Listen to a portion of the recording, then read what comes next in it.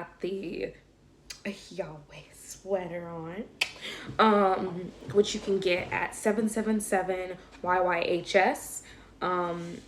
Yeah, .com. And so today we're just gonna hop right in and we're gonna talk about the story of Samson, and we're just gonna tie that into cuffing season. So basically, I'm just gonna give you the little rundown. So the story of Samson was basically, he was honestly, I'm gonna say my boy Samson was a hopeless romantic. He was always searching for like just a woman and a lady, and then he was about to get married to this girl. Then he left, and then the girl was like, your homeboy looking fine. And so she ended up getting with his homeboy. He was heartbroken, and he never really had the time to deal with that heartbreak. He jumped into another, first he slept with a prostitute. Then he met the little slick trick named Delilah, slithering around town. And so he met her, called himself in love with her. But, truly love looks so different, and it can be so manipulative when you truly haven't dealt with your past traumas. And homeboy surely didn't deal with his best friend getting his girl. Anyway, and then before he flipped up to the prostitute, his last girl ended up getting killed or something like that. I don't know. He's just, with women, Samson was put through the ringer, child. And Delilah was the last straw. Like, it ended up causing him his life because he didn't deal with his past traumas.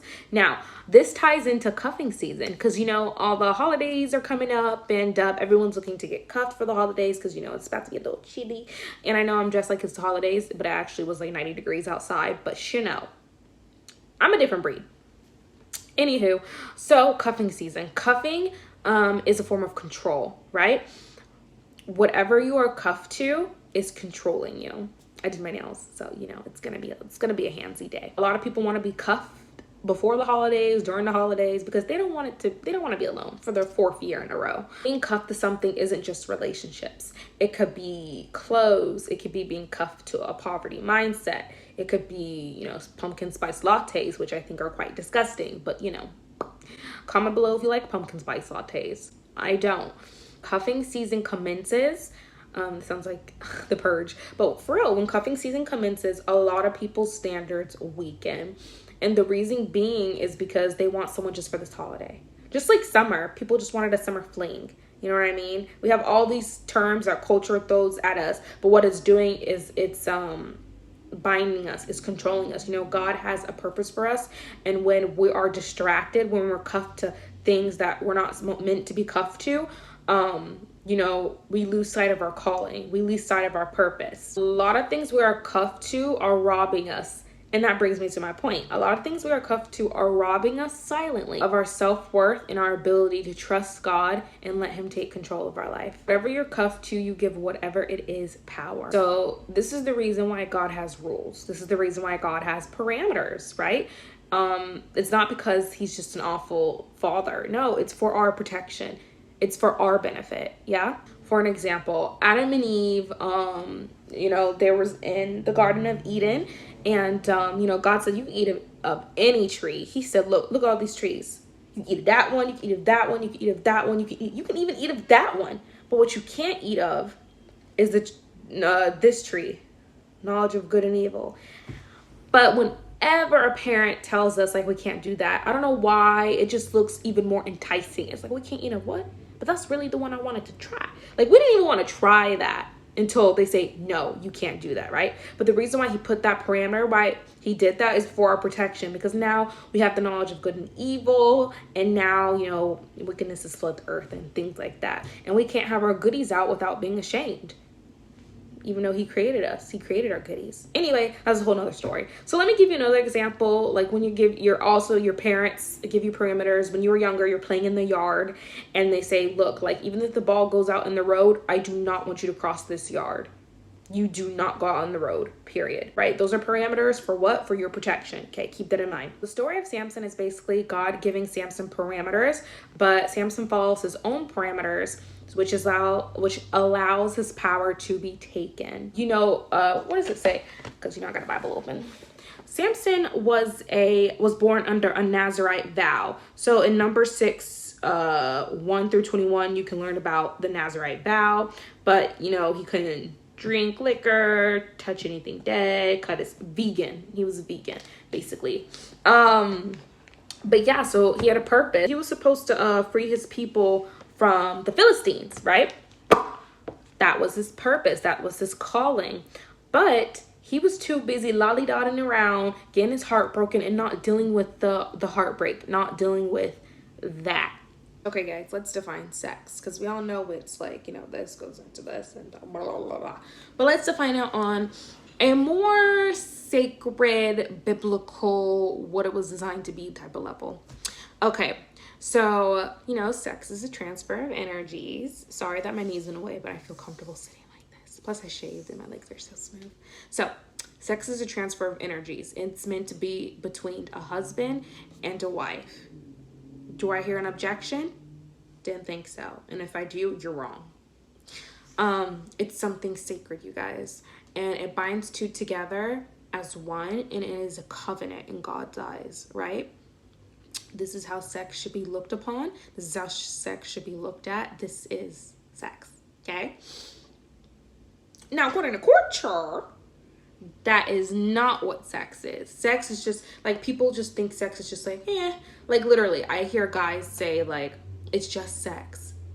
Run the opposite direction if people say it is just sex. No, okay? That is soul binding. Lust can drive you to do things that feel good in the moment, but later cause you everything, just like Samson.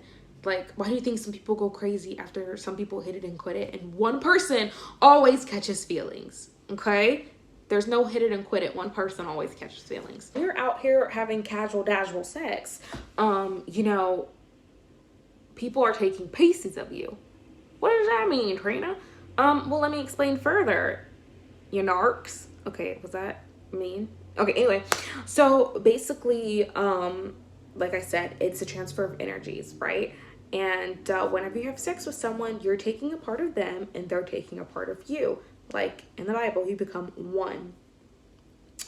So when you finally meet your husband, the one you want to share your life with, the one, you cannot go into that relationship whole if you have not done repentance, if you have not done prayer, if you have not been in your state of singleness and really just heal yourself from having all those past interactions. You cannot go into that relationship with you're the one whole. And I always say, when you come into a relationship, the man should be whole and the woman should be whole. Ain't no halves come together and make a whole. That's like immediate chaos, okay?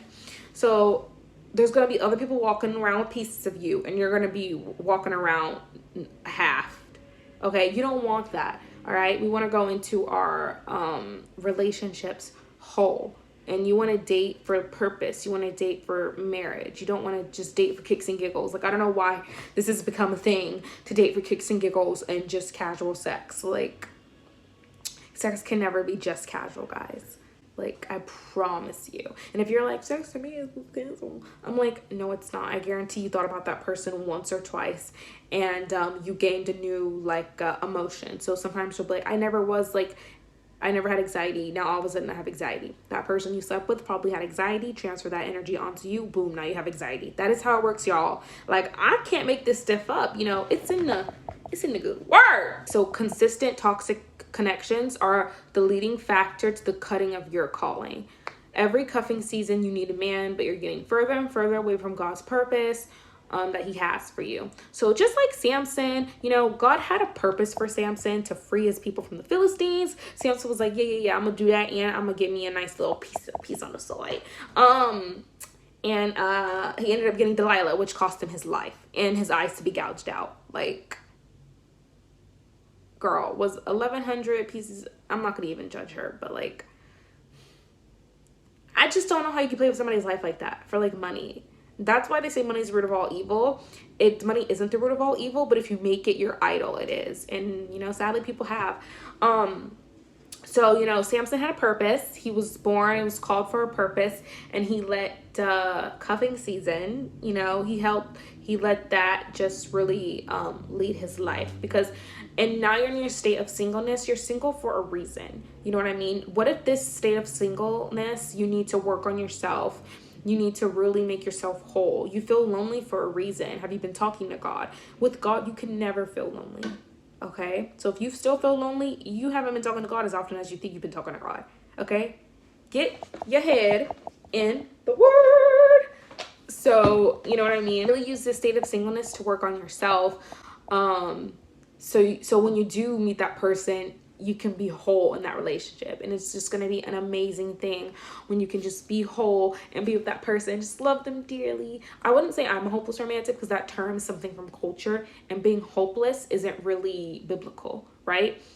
We in the Bible, God always tells us have faith. Hopeless is not having faith, right? So I don't like the term hopeless romantic. I'm a hopeful romantic. I'm very hopeful, and I believe that there's someone out there for everyone, if that is God's plan, and if that's your desires, because God will grant us our desires if it doesn't interfere with his plan. I was also going to add, like, for men, I want to speak to men. They tend to not deal with their issues head on. Statistically, after a breakup or out of a relationship, men tend to get rebounds more than women do. And just speak to my ex. I'm just kidding. No, but I'm not. But no, for real, like, I'm out here just like, like, I don't want to use me as example, but like, for real, like, he got a rebound and I'm out here single as a paranga. But I'm strengthening my relationship with God. I'm strengthening myself in my wholeness. I'm finding out what I like to do. I'm just really healing myself. And that was like 10 months ago. So, honey is healed. Like, I love God. I found out my purpose is to teach others, plant seeds, and just love him. And, just Yahweh. Just love Yahweh. And just really just immerse myself in his word and his love, and just do what he's called me to do. And I think this is what he's called me to do. And, if he says otherwise, I will change paths, because, whatever God says is law, and then I'll follow him to the ends of the earth, and then some, and then after, to infinity and beyond. Learn the value that you have placed on by God. Do you understand? Like, therefore, when your cuffing season has come, you won't waver. Your standards won't waver. Instead of getting any and everybody during cuffing season, your standards will remain the same. If you don't attract anyone as a woman or find anyone as a man during cuffing season, it's going to be okay, because they're coming.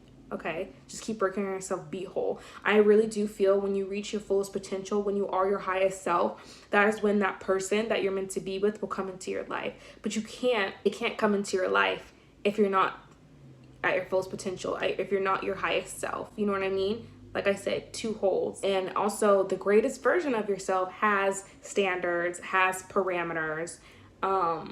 So therefore, you don't like have casual sex. But when you enter a relationship, you want all of that person. You don't want that person and then the other person that they've been with. Like, come on now. Like, I just want to stop that stereotype of casual sex. Like, I know it's hard and stuff like that, because, like, I guess I have a high sex drive, maybe. I just be, getting the tingles. And I'd be like, I need to eat something, perhaps. I don't know, but, like, sex drive is there for a reason. Just, kind of just don't give in. Pray about it. If during this state of singleness, during this state of working on yourself, because the reason of Samson's downfall is because he didn't heal, because he didn't work on himself during all those traumas that happened with all the other women. So he ended up getting a snake, right? So if people start saying, like, you've changed, be like, no, I just can't hang with you. You'll start to do things so that you can get to your purpose, right? You're not going to be doing the things that you used to do. That's not going to be you anymore. Plus, people are changing every day, every minute, every second. So, like, if people say you're changed, they don't like the new version of you, then they are never meant to stay in your life. I literally made a TikTok about, during this cuffing season, are you cutting it or cuffing it? As in, are you cutting relationships off or are you getting cuffed? Let me know. Let's cut people off. Work on yourself. That sounds bad. Like, let's just cut people off. No, but, like, as you're growing and there's people stuck still on the old version of you, you don't need to take them with you to the new version of you, because that's just not, it's just going to hinder you at the end of the day. To close, don't get distracted, you guys, and don't get cuffed just to get cuffed. Now, yeah, if y'all see me in a relationship, mind your business, because something about me is I'm very, like, not picky. I really do have like solid standards. I have solid boundaries, parameter, blah blah blah.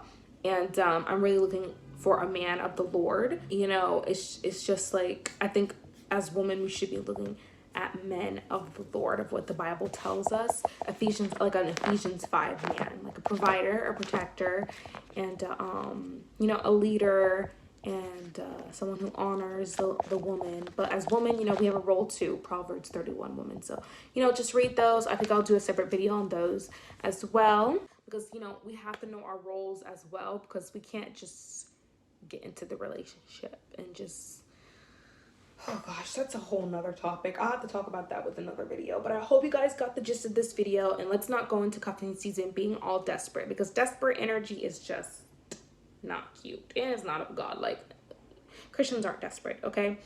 Like, if it's not God's will, what was I saying? If it's not God's will, then period. Like, if it's not God's will, then out with it, you know what I mean? So we're out here doing God's will. The moral of the story is, this cuffing season, if you're single, don't go out and search for a relationship when you know you're not healed, when you know you're not whole, okay? Be the highest version of yourself. Focus on God. Focus on you. Strengthen that. And I promise you, when the time is right, you will not have to face another heartbreak. You will not have to face that, because you're going to meet your other, not half, whole. You guys are going to be so wholesome. You're going to come together and just be one. I just love it. I just love. And yeah, so this cuffing season, you know, I'll help you guys, keep you guys entertained with YouTube videos. And, you know, just don't get distracted, and let's just work on ourselves, and really just use this season to dive deeper into what God has called you to do. Because when you start becoming whole, start working on yourself, start diving deep into the Bible, talking to God, you will start to hear and see your purpose way more clearly. I promise you that. But yeah, I hope you guys like this YouTube video. I hope I got to the point. I hope you guys understood the points. I hope you guys take these points and use it in your everyday life. And I'll see you in your next YouTube video, guys. God bless.